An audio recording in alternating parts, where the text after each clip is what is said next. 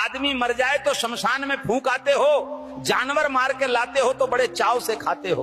पेट को शमशान बना दिया है, मुर्दा तो जला के घर से बाहर कर देते हो, एक दिन भी घर में नहीं रखते। उसके कपड़े, उसका बिस्तर तक फेंक देते हो। कल तक गले लगाने वाला शरीर मरते ही तुम्हें अशुद्ध और अपवित्र लगने लगता है। अरे मूर्खों, क्यों तुरंत आग के हवाले कर देते हो? क्योंकि तुम जानते हो कि यह मृत शरीर अब घर में रखा नहीं जा सकता। अरे मेरे पागलों, वही मृत शरीर जब गाय, बकरी, मुर्गी या मछली का होता है तो तुम्हारा नजरिया बदल जाता है तुरंत। तब तुम उसे घर लाकर मसालों में लपेटकर, पकाकर और बड़े शौक से प्लेट में सजाकर दावत मानते हो। इंसान की लाश तुम्हें अपवित्र लगती है, लेकिन जानवर की लाश तुम्हें स्वादिष्ट लगती है। इसमें कैसा अंधापन और विरोधाभास है। अरे मूर्खों, दोनों में फर्क क्या है?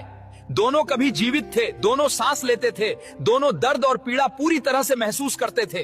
भक्तों, मुर्दा चाहे इंसान का हो या जानवर का, वो केवल शरीर है जिसमें आत्मा विदा होकर जा चुकी होती है। पर तुम्हारी बुद्धि इतनी उलझी हुई है कि इंसान की लाश से भागते हो और जानवर की लाश चाव से खाते हो। अरे मेरे पागलों, सोचो, अगर किसी दिन तुम्हें घर में इंसान की लाश बनाकर परोसी जाए तो क्या तुम खा पाओगे? नहीं ना। तो फिर गाय, बकरी या मुर्गी की लाश खाते समय तुम्हें घिन क्यों नहीं आती? सोचकर देखो। केवल इसलिए कि उसे भोजन कहकर तुम अपने मन और जमीर को धोखा देते हो और खुद को झूठा संतोष दे देते हो। तुमने रसोई घर को मंदिर बनाने के बजाय शमशान बना दिया है। जहां भगवान का भोग होना चाहिए वहां शव पकते हैं।